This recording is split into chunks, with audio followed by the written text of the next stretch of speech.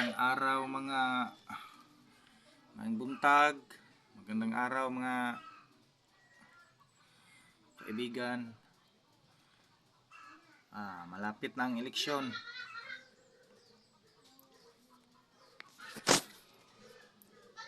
Dapat yung mga iboboto ninyo, suriin ninyong mabuti.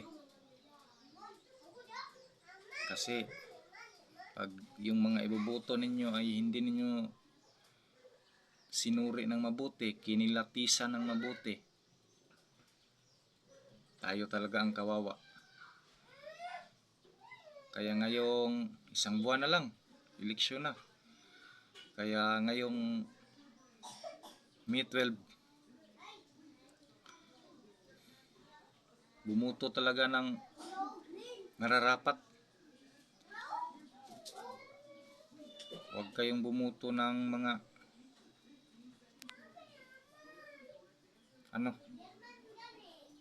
bumuto kayo talaga ng nararapat, karapat dapat sa bayan, para masolusyonan mo lang kahit kaunti ang problema ng bayan natin. Yung corruption talaga, grabe talaga ang corruption. Hindi basta-basta ang corruption. Ngayon, naramdaman nyo naman siguro ang corruption ngayon. Hindi basta-basta ang corruption ngayon.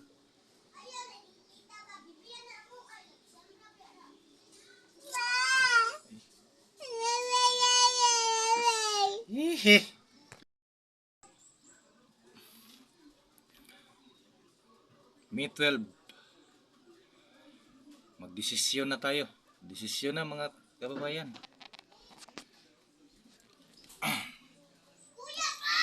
Yung May 12,